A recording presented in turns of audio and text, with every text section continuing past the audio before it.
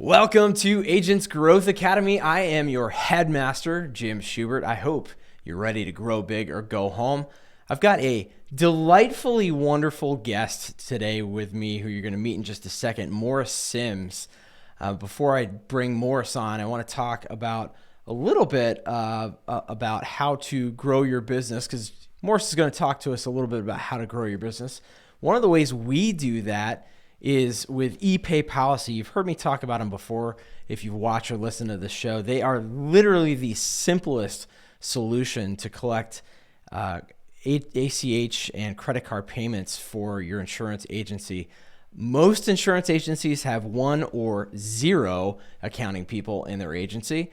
And that's tough because you've got to have somebody or something that you can use to help you collect those payments. We used to take on average 7 days to collect checks in the mail, snail mail from people. But now we send a link via ePay policy, send that to the customer. They put in their credit card information, ACH information, and boom, we have the funds shortly thereafter. So absolutely the fastest way. Go check them out. I've got a special link wherever you're watching or listening to this show to go check out ePay policy.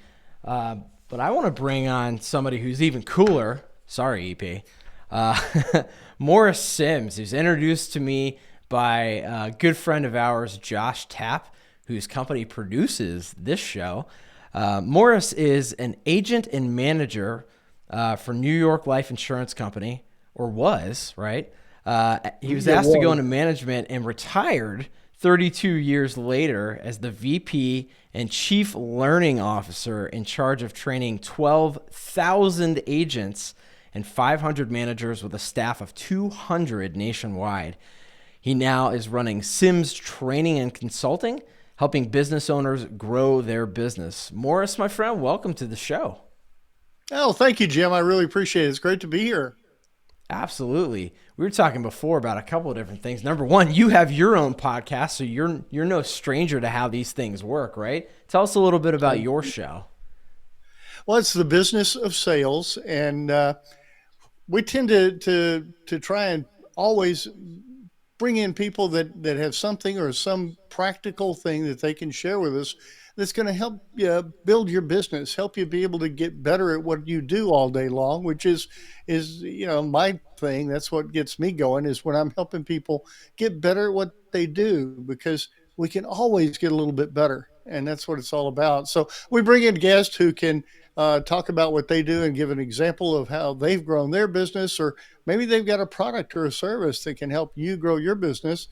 We bring those folks in, then a couple of times I'll get on my soapbox every now and again, Jim, and have to preach a little bit about how you run a business and those kind of things. But it's just a lot of fun. I've got about 160 episodes up online, and we're having a great time.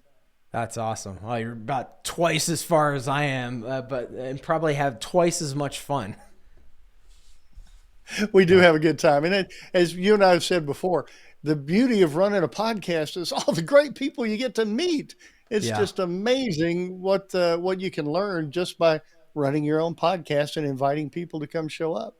Absolutely. It's amazing. The people that I've met, I think this is episode 77-ish or so, and just the amount of people, the number of people that I've met in the last year that I've developed deep relationships with, people that I could call up and ask, for a favor, or ask them for their opinion on something, and it wouldn't be weird, right? That's the kind of relationship that I've enjoyed building.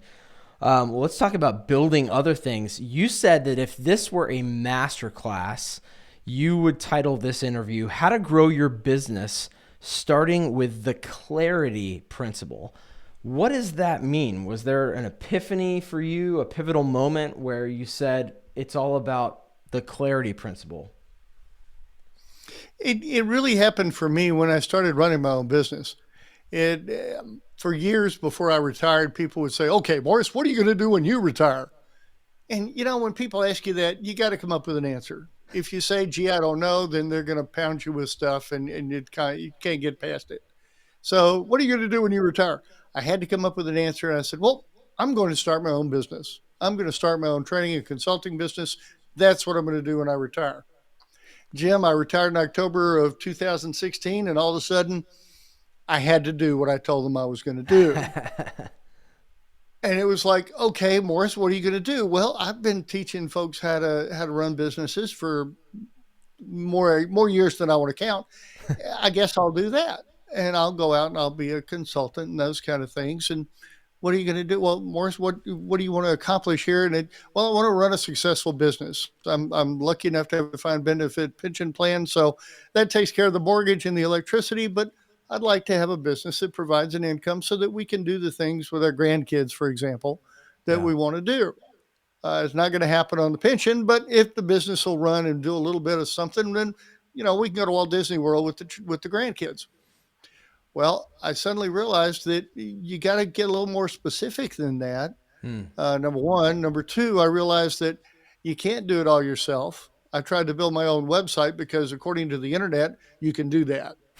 And if you believe everything on the internet, I've got some land to sell you down south of Grand Isle, Louisiana.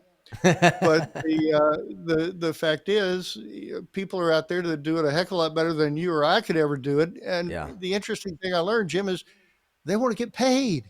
Yeah. Professionals want to get paid. Attorneys, they want to get paid. I'm not used to that. I worked at a big corporation. I had 2 floors of attorneys. All I had to do is pick up my phone and call them and ask them a question. Now they want money. It's just amazing. But the bottom line is what I figured out was you can't be everything to everyone. You've got to focus on something. It was Bill Gates and Warren Buffett who were asked one time what's the most important thing for business owners, and they both were asked to write that down, and they did. And oddly enough, when they were asked to reveal their answer, they both wrote down the word focus. Oh, wow. Focus. Wow. And that's when the whole and I've heard people say it for years. You've got to be clear about what you want. And you've got to be clear about these things. A friend of mine, Tony Jerry, here in the Texas area, he's called the results guy, and he's talked about clarity for a long time. But it never did strike me until I had to build it within my own within my own business, and that's when I learned that the clarity principle really is the foundation to be able to grow a business. It's the concrete foundation on which you can put the other bricks and the steel or the wood or whatever you're going to build it on. But you've got to have that foundation, and that foundation comes from being clear about what you want, why you want it, and how you're going to get it. Yeah, absolutely.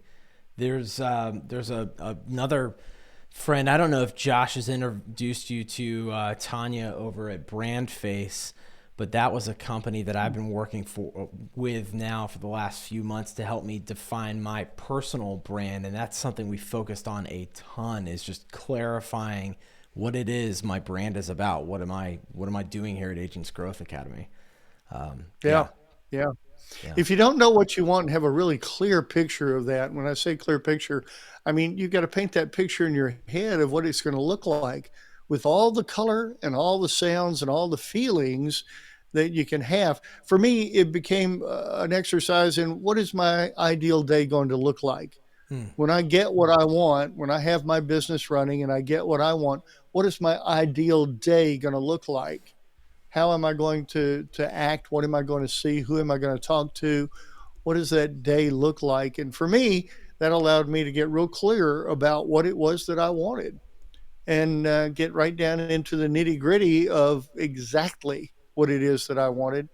And then the next question, Jen, is even more, I think, a little more difficult because it wraps into your heart. Why do you want to do that? Why? It's got to be more than, oh, I've got to provide for my family. Or some people who look at me through the lens of my podcast and they say, Morris, I have bills to pay. I have to pay the bills. That's why. Yeah. And I want to say, okay, that's great. And you're absolutely right. A lot of us have bills to pay, and that's why we do what we do. But there's a reason below that, Jim. There's Yeah. something deeper. There's something that really touches your heart. I tell folks it's got to be wrapped in passion and fueled with emotion, because that's what's going to get you out of bed every morning. Yeah, I love it. It's kind of reminds me of, Seven Habits, Stephen Covey, begin with the Yeah, end in mind, right? And yeah, then you kind of yeah. work backwards from there to sort of reverse engineer what your day to day is even going to look like. Jim, I get the privilege, the honor of being able to speak to a lot of groups, and it's so interesting to me that every generation has to find the classics on their own. We tend to reinvent it. Every generation has some author that will reinvent the classics because for whatever reason we don't pick it up. You just mentioned Stephen Covey, Dr. Stephen Covey, and the Seven Habits of Highly Effective People. I can tell you right now, the last three times that I've mentioned that during a presentation, I've gotten a blank stare of, would you tell me that name again? Where do I find Oh, that book? that's a shame. It is, isn't it? Yeah. But it's because it's not the thing right Yeah. now. So it behooves us who know these things to remind folks that there's some classics out there that you just don't want to pass up, and Covey is one of those. Absolutely. Kind of makes me think I want to go back and reread it now. It's been a few years, but yeah, I You mean, too. beginning with the end in mind and in order to get the clarity. Now, how can we apply this to insurance agents and insurance agency owners? How can they use what you're talking about, growing their business, starting with the clarity principle? And I presume the clarity principle is just what you've said, which is really getting clear on, like you said, what is it going to look like at the end? What's my ideal day look like, and why? Yeah, yeah, exactly. And then the next question is how, and that the answer to that is strategy. How is your strategy? How are you going to get to whatever it is that you said you wanted, and that is fueled with the emotion, and it's going to get you there with your why? How are you going to make that happen? And some folks might look at that and say, "Well, Morris, I'm going to work hard. I'm going to work harder. I'm going to see more people. I'm going to close more sales. That's how I'm going to do it." Well, you know what, Jim? I think you and I have been in this business long enough to know that that lasts for what, 4 weeks, maybe six. Yeah. And then all of a sudden it's like, I just can't do it. This is too hard. It's like Yeah. most New Year's resolutions. You stay in the gym for about 4 to 6 weeks, and then you just aren't going to go back. Right. The thing about running an insurance agency or running an insurance business, let's just put it that way, because we both know it. Whether I'm an individual agent or I'm running an agency, I'm running a business. I'm running a business. Hmm. The fun part about being an agent in this world that we're in today is you're running a business by yourself or for yourself, but not necessarily by yourself. You've got your agency there to stand behind you. You've got the companies you work with to stand behind you. You're running a business, but not by yourself. You've got some resources. The key to running any business is the clarity principle, because if you're not real clear about what you want, then and why you want it, then what's going to make you go out and do the things that unsuccessful people are not willing to do? Hmm. That's the old definition. Successful people are willing to do things that unsuccessful people are not willing to do. Yeah. Successful people in our business are willing to make those three more calls before they go home. Yeah. Successful people in our business are willing to go out and meet five people that they don't know today, but they know a way that they know how they can go out and meet them and Hmm. begin to build a relationship. Successful people in our business know that they're going to have to work sometimes at hours of the day that maybe the rest of the world isn't necessarily working. They realize they're going to have to spend some time over the weekend planning their week that's coming up. That's what you do when you run your own business. Yeah. That's I don't know. It's just part of the whole thing. But unsuccessful people who try to run a business and fail, usually fail because they quit too early. Not because they can't do it, not because it's too hard, but simply because they just can't go on with the requirements to be a business owner. So Yeah. you've got to have a real clear picture of what you want so you know when you get there. If you don't know what you want, how are you going to know when you get it? I want to run a successful business. Okay, but what is that? What is that? Yeah. Define that for me. Your definition for that is going to be totally different than my definition for that, right? Hmm. It's going to be whatever it is for us. So we've got to define it very, very clearly. And we got to define that why very clearly, because that's our fuel. That's what's going to keep us going. And then how is what tells you what you got to do all day long. If you don't have a strategy that is well thought out, uh, I was teaching a strategy course at the American College in the master series, and we were talking about it. And one person said, well, Morris, I don't want to limit myself.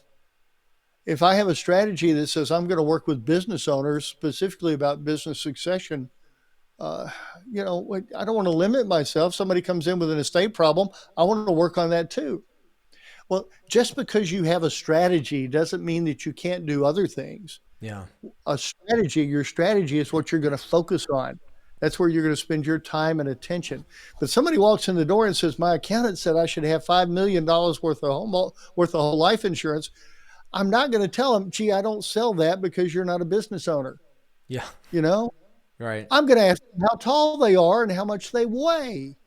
And could I get their social security number? I'm going to be filling out an application before they can blink, Jim. Right. Right?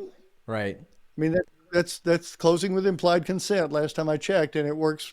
That's what kept me in the business as an agent when I learned how to do that. But the fact is, in any business, and for sure in the insurance business, you got to be really clear about what's going on in your life so that you know what to do all day long. Is what it really boils down to. Because once I have a strategy, then I know where I need to focus my time and attention. Here's the key on strategy: you can't have 10. Well, Morris, I don't want to miss out on anybody. Well, you're not going to miss out on anybody. If you get an opportunity to sell an alligator, sell them an alligator. But if you're going to focus on business owners and succession planning, then that's where you spend your time and your resources. Those are the people you look for. That's what informs your marketing plan. If you're going to spend your time working with business owners on succession planning, you're going to take courses at the American College on business insurance and business law, and you're going to learn about deferred compensation plans.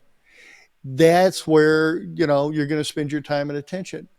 But if I think I've got 5 different strategies, I'm going to be a philanthropist, I'm going to be a business owner, succession planning kind of guy, and I'm going to do estate planning. And on top of that, I want to work with families and protect families when they need me. So I've got 5 different strategies I'm going to use.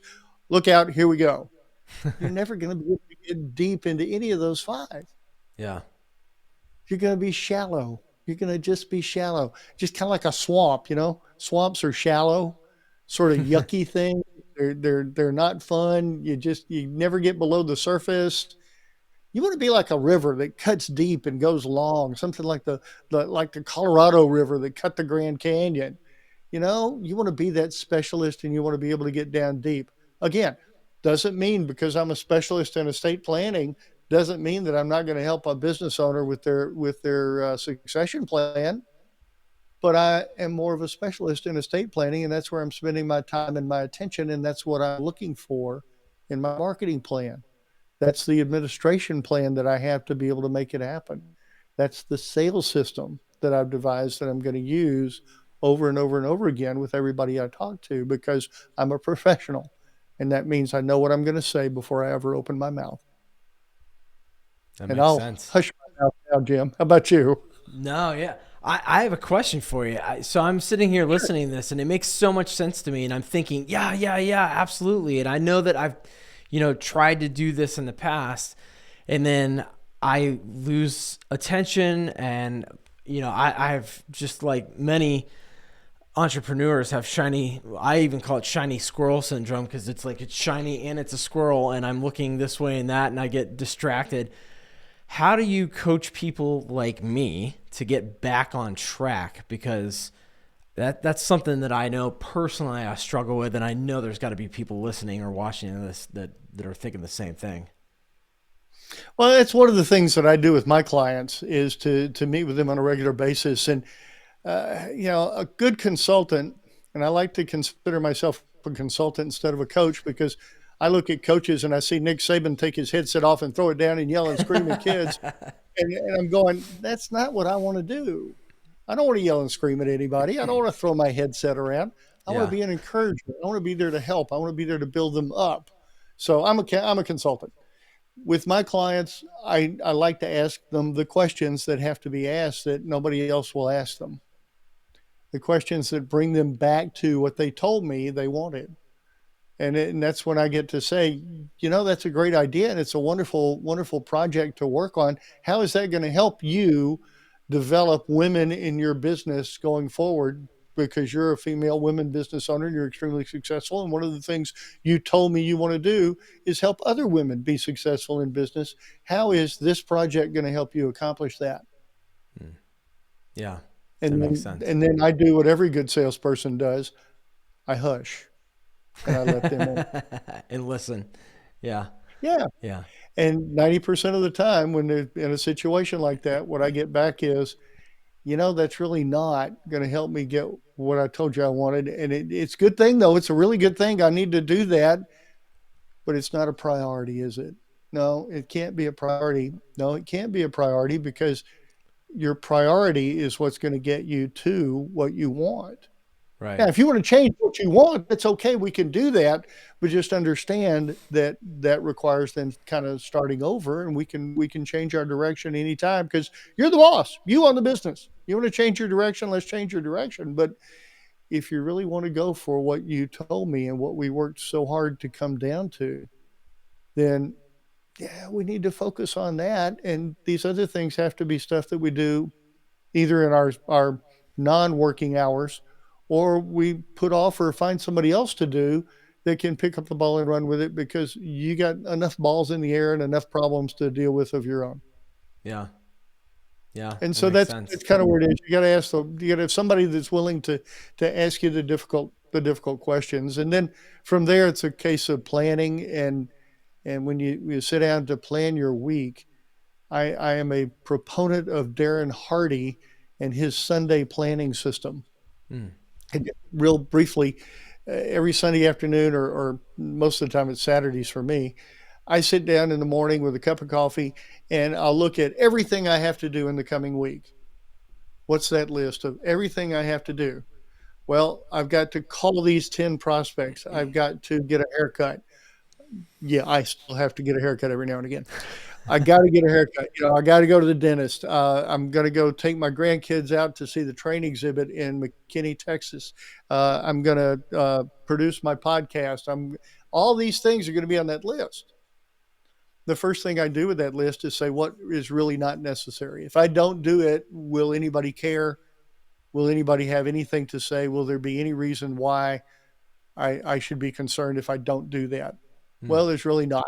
Okay, then let's put that off to the side. Sure. Now, what of these things on this list can I delegate? Delegate. Yeah, Morris, right. Like I've got somebody to delegate to?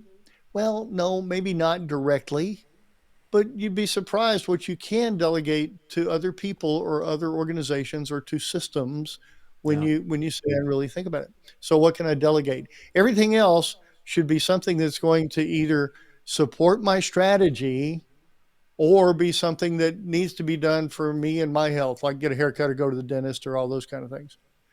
Then I plan those things out. I say, okay, I'm gonna go see the dentist on Tuesday. I'm gonna call 3 prospects on Monday. These 3 on Wednesday. I'm gonna call these 5 prospects, and I'm gonna go see these 2 people. On Thursday, I'm gonna record 6 podcasts, and on Friday, I'm gonna take the day off and go play golf. Now, you look at me and you say, Morris, how in the hell can you plan Friday on Saturday? You don't know what's going to be going on Friday. It might be raining. Right. Well, yeah, you're right. That's why every day at the end of the day, you look at the day that's about to happen here the next day, and you tweak that plan based on whatever happened today and whatever you've learned today. Right. Jim, the reason that you do that, number one is in the morning, you're going to have a list of all the things that you have to do, and you know exactly what you have to do, and they all are there to support your strategy so you don't get lost and go off into other things. Number one. Number two, when you've got that kind of thing going on and you've got that plan in front of you, as I say, you don't get lost, but you become more effective and efficient to be able to do it. But you can tweak tomorrow based on what you learned today a lot easier than if I put a blank piece of paper in front of you and say, Jim, plan tomorrow. And that's what we've been told all our lives, right? Yep. Stop your day, and before you go to bed, before you go home, before whatever, plan tomorrow before you leave. Well, that's telling me I got to get a blank piece of paper now and start from the beginning to figure out what it is I need to do and what of those things am I going to do tomorrow. That's hard work. Yeah, it That is. takes time. It's difficult. Yeah. So don't do that. Don't do that. End your week with a cup of coffee when you've got time to sit back and relax and think about it. Plan your week, and then every day take 10, 15 minutes at the most if things changed a lot, and look at what you got planned for tomorrow and tweak it based on what happened today. Yeah. Makes life so much easier and so much nicer. A lot less stress. I mean, that's what helped me is a lot less stress in my life now going forward because I know exactly when I'm going to get it all done. I don't get overwhelmed about having too much to do. I love what I do, so it's a joy that I get to plan out when I'm going to do it, and it's a joy to get up in the morning and know exactly what it is that I said I was going to do, and then go out there and do it. I love it. I love it. Beautiful. Well, long answer to a short question, my friend. I'm sorry. No, no, no. It's great. And it reinforces something my father's told me my whole life, which is plan your work and work your plan. It's pretty simple. And what I hear you saying is if your plan needs to change, it's okay, but you have to take the time to be able to tweak that on a daily and a weekly basis, depending on what it is. But I think where I've been lacking is probably that weekly planning. I'm okay at tweaking things on the fly. I've gotten pretty good at that, but I think oftentimes I'm doing it probably not even thinking about it, and sometimes maybe not even putting the thought that's necessary from a prioritization standpoint. So that's I learned something just listening to you now. So that's good. That's good. I mean, it is amazing, and we all get hit with those things coming out of left field that or right field or whatever field. The stuff that comes at you from all around you, the interruptions, the new things, the stuff that comes hitting at you that Yeah. frankly it's not going to fit with your priority. It's not going to be a part of your strategy. Yeah. So doing this and planning your week allows you to do something that all successful business owners, the most successful business owners in the world, are just spectacular at doing. Yeah. And that's using the word no. Yes. Being able to Yeah, say, no, you are being able correct. to I mean, say no. I instinctively said yes. No. Being able to say no, yes, I did it. I did it this week at a fundraising meeting for my church.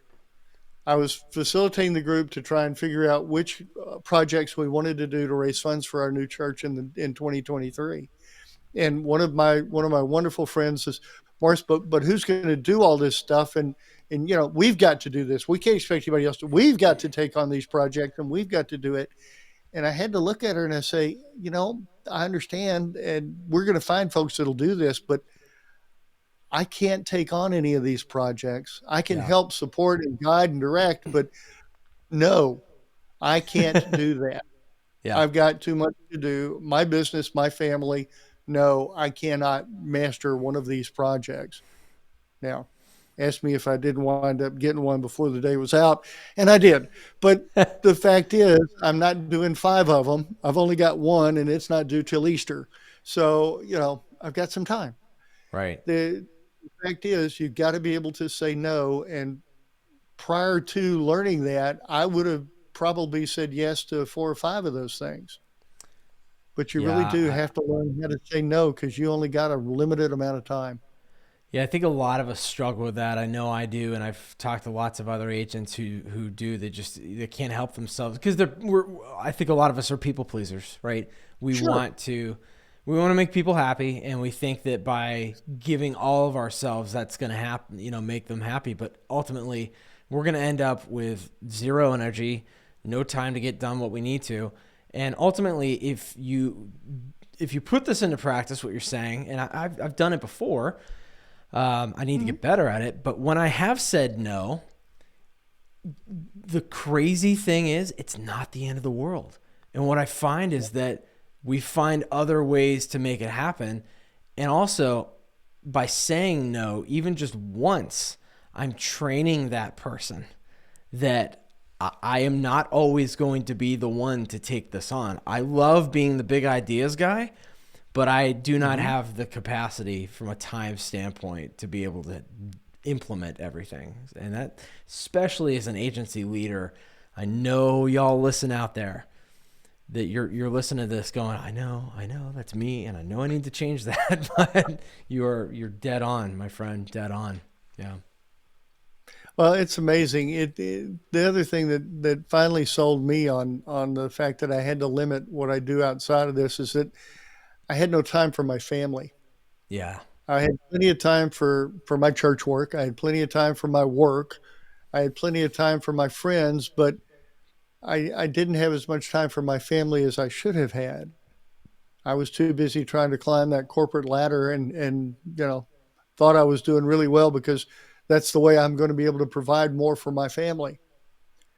But in reality, looking back, in hindsight's 2020. I wish I had said no to more things and spent more time with my kids Yeah. because quality time is important, but you can't discount quantity. Quantity is what makes a difference in the long haul, and you just have to be able to say no to those things so that you can say yes to the things that are really high priority. Absolutely. Wise words, my friend. I could keep talking with you on this for an hour or more, but I do want to get into the rapid fire round. I'm curious about Let's some do of it. these questions and your answers to them. Let's start with one piece of technology or software you can't live without. Sanebox, SANEBOX.com. Sanebox. SaneBox. I have not heard of that Sanebox, one. it takes all the junk emails that come in. No matter how much you try to unsubscribe, they still keep coming in by the thousands, I mean by droves. It takes all of those and sticks them into a file folder called Sane Later. And at the end of the day, it brings up an email in my inbox that says, "Your digest is ready. Come take a look." I go into that digest and I get to just scan down the list. And if there's anything I really want to read, I click over here and it'll throw it in my inbox. The rest of them, pardon me, the rest of them I click down here at the right and it says put it in the trash, and I click done and it's over. Ooh, I've I got like that. 5 minutes of done and I'm not interrupted to have to look at the most incoming in the newest inbox. I can't talk. The newest Yeah. email in my inbox Yeah. to decide whether or not I want to look at it. I don't have to do that 100 times a day. I can do it once a day, Yep. and in 5 minutes have it done. So I love my Sane box, and there are all sorts of other features to it as well, but that's the one I like the best. I love it. Love it. Good one. I haven't heard of that one before. What about one book that you're reading right now, or one that you just love and want to share with folks? Well, the I'll give you two real quick. The one I'm reading right now is the Entrepreneur's Operating System, Oh yeah. EOS. Yep. Yeah, I love it. I love it. I'm just getting into, I've been through it once, so that means it's time to go back through it a second time and actually try and do some of the things that I read about. The other one Yep. that I like is this one. The book's title is Deep Work. Deep work. Deep Work. It's written by a guy named Cal Newport. He's a professor in the computer science department. And it's just really, really good stuff. He basically says, y'all, listen up. They ain't no such thing as multitasking, so quit it. It just doesn't work. Our brains don't work that way, and Cal describes why they don't, Yeah. and then begins to talk about what you can accomplish when you do get below the surface of trying to knock things out real quick, and you really get into deep work. That's where creativity is, Jim. That's where creativity is. That's where effectiveness is. That's where the good stuff really happens. It's not Mm. on the surface knocking out 22 do's for today. Yeah. I love that. My friend Tommy Breedlove would call that his zone of brilliance. That's. Yes, yes, Do yes. you know Tommy, by the way? I know the name, but I You never need to met the know gentleman. Tommy. He wrote a New York Times best-selling book called Legendary, and Hmm. oof, it's it is itself legendary. I will have to make an introduction for the two of you. I Thank think you. Would y'all love would get that. along well. All right, I love this next one. What advice would you give to your younger self? You can't do it all. You really can't do it all. It wasn't until I got to New York and suddenly had a group of, oh, I guess it was 5 or 10 people that reported to me and a list of things to accomplish longer than my arm. When I finally realized that a good leader does have a team and he or she they allow that team to go do their thing and to do it well. And you give your team their autonomy. You empower them to go do what they do. You don't sit around and and micromanage what they do all day long. You give them the ability and the opportunity to go use their skills and their knowledge, and they'll bring back more than you could ever do on your own or do if you try and tell them exactly what to do. I love it. That's awesome. It's gonna get cold soon. You and I were talking off air. We're recording this a few days before Christmas, and we're about to get hit with an Arctic blast all over the country. So this Yeah. question is relevant. If you had the choice right now between a hot bowl of soup and gourmet marshmallows and hot chocolate, what would you choose? Soup or hot chocolate? Oh, it's the marshmallows and the chocolate. It's the sugar, dude. It's all about the sugar. Everything's all about the Some sugar. people I shy mean, away from come on. that, so I never know. I love Now, it. many years ago, it would have been, if it doesn't have ethyl alcohol in it, I don't have time for it. But since then, my doctor has said my liver will not last if I keep doing that, so I stopped drinking. And That's a good reason. probably one of the smartest things I ever did in my life. That's something else I'd tell myself years ago would be to put the glass of wine down. You don't need it. Yeah. Well, I am going to send you a gift package from our friends at Mountain Mallow. It's literally gourmet marshmallows and hot chocolate, and you will love it, my friend. So I'll get your address off air, but it's my way of saying thanks for being on the show. Well, Morris, thank you. before we let you go, I want to know, is there any one sort of recap, one last piece of advice or actionable step that you would leave our guest with? Yeah, I think the real key is to stop. We've got the holidays coming up, and while Jim, you and I both know that people will buy insurance on New Year's Eve, they'll buy insurance on Christmas Eve, and any time when you're in front of them and you show them why they should and give them the opportunity, this is the time of year when you can stop and take some time. So my one thing would be to suggest that everybody stop, have that cup of coffee or that most favorite adult beverage, prop your feet up, and do some thinking on purpose. Hmm. We all think a lot, but you need to stop and do some thinking on purpose with your journal or a piece of paper in your hand or your remarkable and think about what you want out of 2023. What is your real priority? What are your values? And then be able to create a plan to go get it in 23. I love it, my friend. Beautiful. Morris, where can people go if they want to get more of you in their life? How do they find you? Well, the business of sales is on every podcast platform out there. If you search for it on Spotify, you'll find it. If you don't, search for Morris Sims, SIMS, and you'll find us there. Uh, the website is morrissims.com.